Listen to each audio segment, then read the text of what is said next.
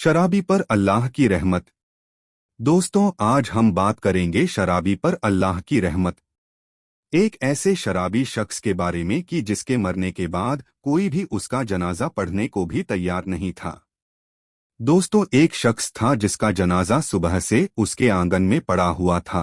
गांव भर में इसकी मौत का चर्चा हुआ, लेकिन कोई भी इसके आखिरी दीदार के लिए नहीं आया और न ही गांव की किसी औरत ने इसकी बीवी से आकर उसका हाल मालूम की। दिन मुकम्मल गुजर गया और फिर जनाजा लेकर जाने का वक्त आया और एक और अनहोनी हो गई। आखिर ये सब क्या माजरा था? आइए सबक देने वाले वाकया के बारे में जानते हैं। एक रिवायत है कि बरसों पहले किसी गांव में एक शख्स अपने खानदान समेत रहा करता था। वो बहुत बदजलन और बुरा इंसान था। हर वक्त शराब के नशे में धुत रहता था। गांव का कोई भी शख्स इसको पसंद नहीं करता था। वो शख्स मेहनत मजदूरी करके जो कुछ भी कमाता उसका ज्यादातर वो अपनी शराब पीने की आदत पर लगा देता। इसके साथ साथ उसके बीवी बच्चे भी मुफलिसी की जिंदगी गुजार रहे थे। वक्त गुजरता जा रहा था और उस आदमी के जिस्म में शराब खून की जगह ले रही थी।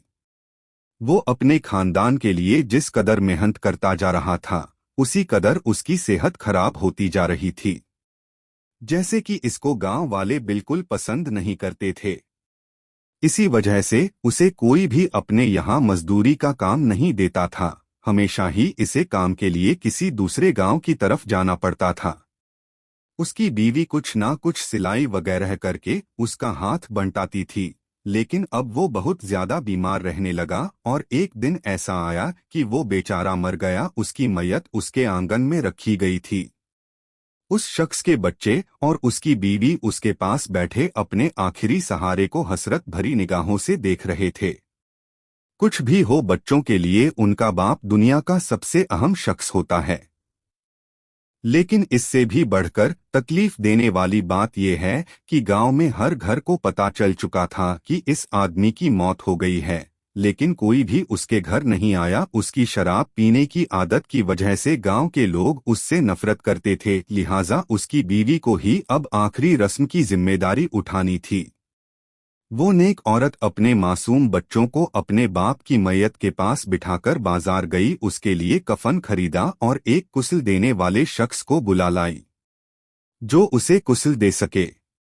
और गांव के कब्रिस्तान में जाकर उसने कब्र खोदने वाले शख्स से उसकी कब्र को तैयार करने के लिए भी कहा। उसके बाद वह घर वापस आ गई। बच्चे कम और परेशानी के आलम में मां से लिपटकर रोने लगे और एक बार फिर इनका घर रोने धोने की आवाजों से भर गया। इसके बाद मैयत को कुस्ल दिया गया, जबकि शाम ढलने को थी और मगरिब का वक्त करीब था।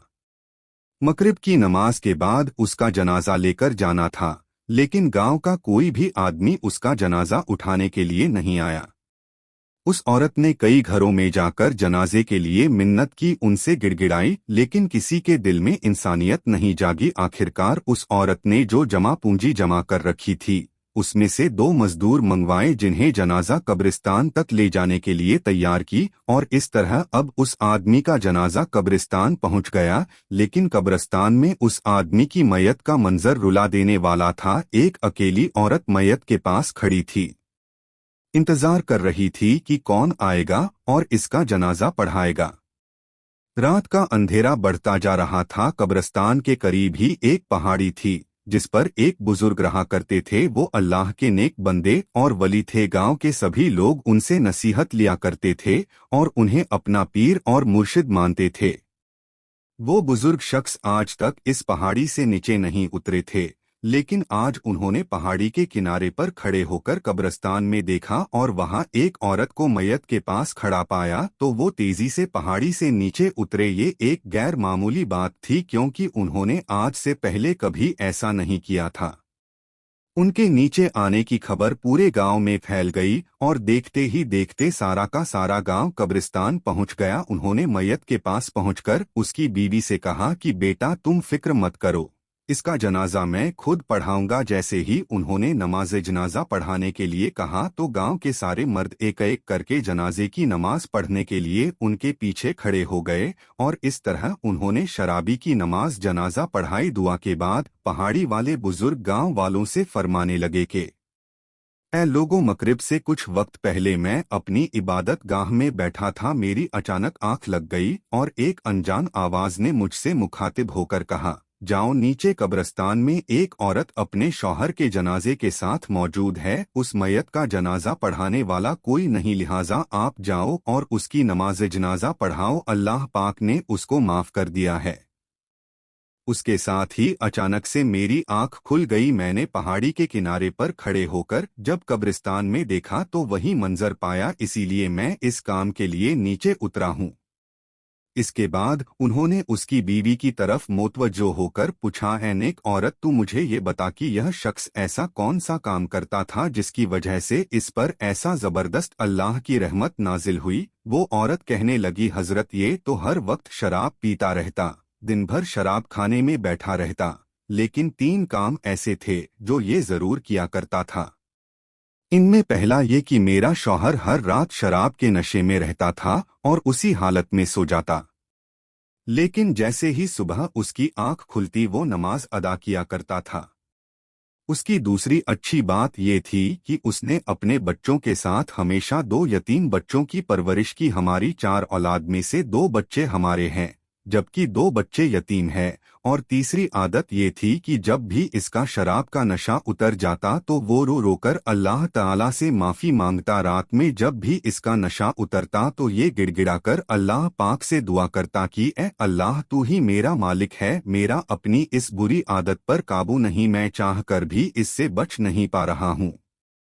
पता नहीं तू मुझे इस बुरी आदत के बदले जहन्नम के किस कोने में मुझे डालेगा। वो इन्हीं लफ्जों के साथ रात भर अल्लाह ताला से फरियाद करता रहता। ये सुनकर वो बुजुर्ग कहने लगे कि अल्लाह ताला ने उसे माफ कर दिया है। उसके बाद सब गांव वालों ने मिलकर उसे दफन किया। दोस्तों, ये थी शराबी पर अल्लाह की रहमत। इसीलिए हमें भी चाहिए कि किसी भी इंसान से हसद या नफरत उसकी किसी बुरी आदत की वजह से नहीं करनी चाहिए, बल्कि उसके लिए दुआ करनी चाहिए कि अल्लाह उसे उस बुरी आदत से बचाए। अल्लाह ताला से दुआ है कि हम सबको हर बुरे काम से बचने की तौफीक अता फरमाए और ज़्यादा से ज़्यादा नेक काम करने की तौफीक दे। आपसे गुजारिश है, इस वाक़या को आगे और लोगों तक शेयर ज़रूर करें और इसी तरह की वाक़यात या इस्लामी मालूमात हासिल करने के लिए हमारे चैनल को सब्सक्राइब करें।